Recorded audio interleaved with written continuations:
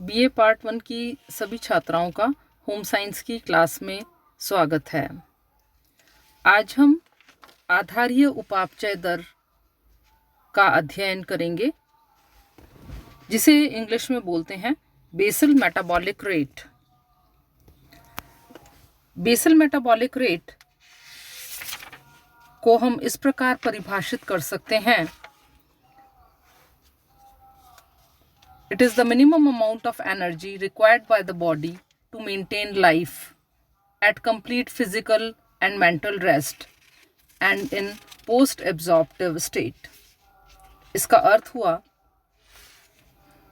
कि बीएमआर को इस तरह से परिभाषित किया जा सकता है कि शरीर को कम से कम मात्रा में इतनी ऊर्जा की आवश्यकता होती है जिससे कि बॉडी के टेम्परेचर को यानी शरीर के तापक्रम को बनाए रखा जा सके और व्यक्ति पूर्णतः शारीरिक और मानसिक विश्राम की अवस्था में हो। साथ ही इसके अंदर एक टर्मिनोलॉजी और है कि व्यक्ति पोस्ट एब्जॉर्प्टिव स्टेट में हो। पोस्ट एब्जॉर्प्टिव स्टेट का मतलब होता है कि उसे खाना खाए हुए 12 से 16 घंटे हो गए हों। तो आधारीय उपापचय दर को हम इस प्रकार भी कह सकते हैं, सिंपल वर्ड्स के अंदर: पूर्ण शारीरिक एवं मानसिक विश्राम की स्थिति में एक व्यक्ति के शरीर में अनैच्छिक क्रियाओं को करने और शरीर के तापक्रम के नियमन में जितनी कम से कम ऊर्जा व्यय होती है उसे आधारीय उपापचय दर कहते हैं। आजकल बेसल मेटाबॉलिक रेट को रेस्टिंग मेटाबॉलिक रेट या आरएमआर भी कहते हैं।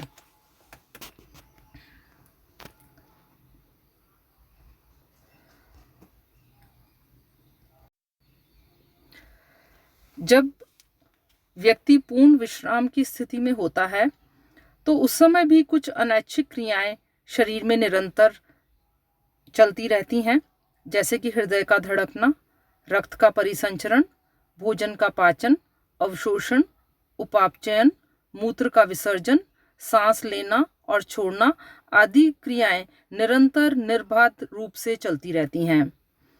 इन सभी क्रियाओं को संपन्न करने के लिए आंतरिक अंग हर समय क्रियाशील रहते हैं, परंतु इन क्रियाओं को करने के लिए ऊर्जा व्यय होती है।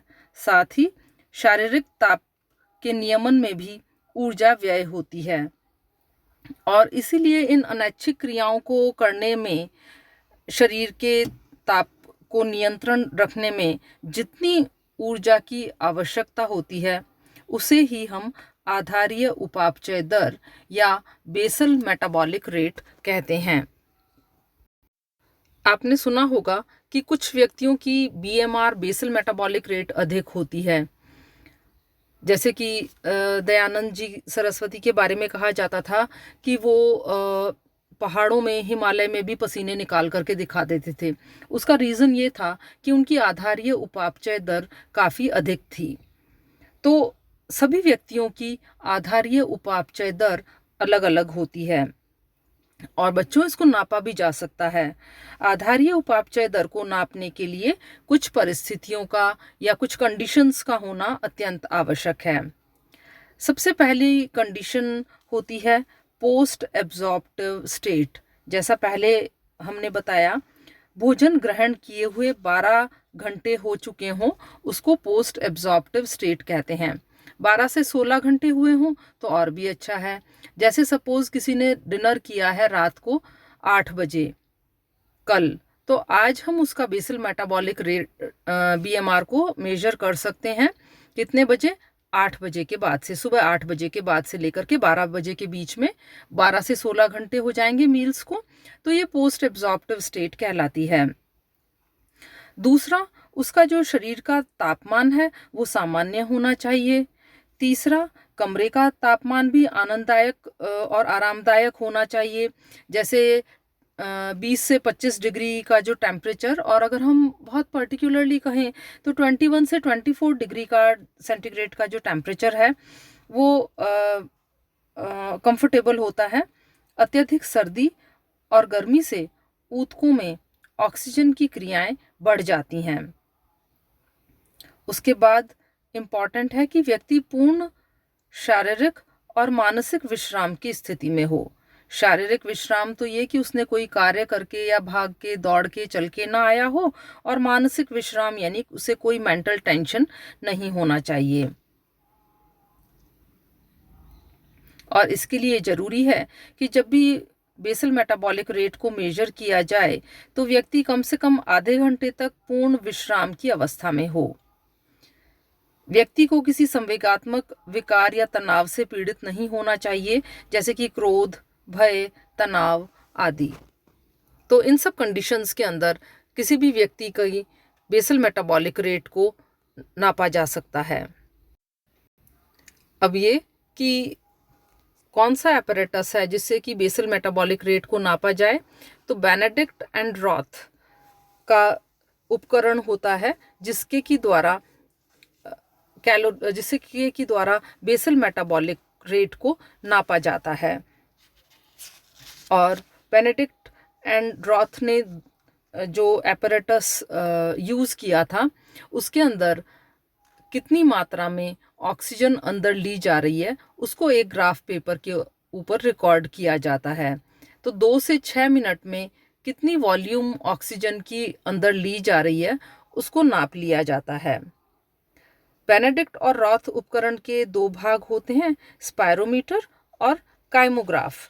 और इन दोनों की सहायता से, स्पायरोमीटर में तो ऑक्सीजन सिलेंडर रहता है, सोडा लाइम रहता है, तो वो ऑक्सीजन को एब्जॉर्ब करता रहता है। और काइमोग्राफ जो दूसरा प्रमुख उपकरण होता है उसके नीचे एक पुली रहती है और पुली से एक चेन बंधी रहती है, तो उसके द्वारा जो है वो ऑक्सीजन कितनी कंज्यूम की जा रही है उसको नाप लिया जाता है। कितनी एनर्जी कंज्यूम की जा रही है इसका कैलकुलेशन कर लिया जाता है। और इसके साथ ही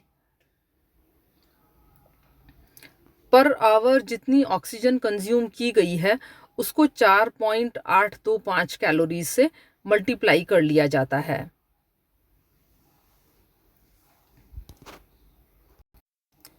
इसी तरह से बॉडी के सरफेस एरिया को भी मेजर कर लिया जाता है, क्योंकि लंबे व्यक्तियों का सरफेस एरिया अधिक होता है तो उसे भी मेजर कर लिया जाता है। और इस तरह से बेसल मेटाबॉलिक रेट को कैलकुलेट किया जाता है। बेसल मेटाबॉलिक रेट को एक्सप्रेस करने का जो यूनिट होती है वो होती है कैलोरी पर square metre per hour.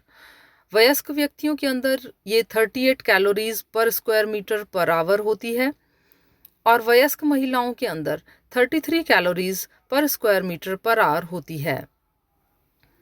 Indians के लिए जो सरफेस एरिया होता है वो बेसिकली होता है 1.62 स्क्वायर मीटर, ये बॉडी का सरफेस एरिया होता है।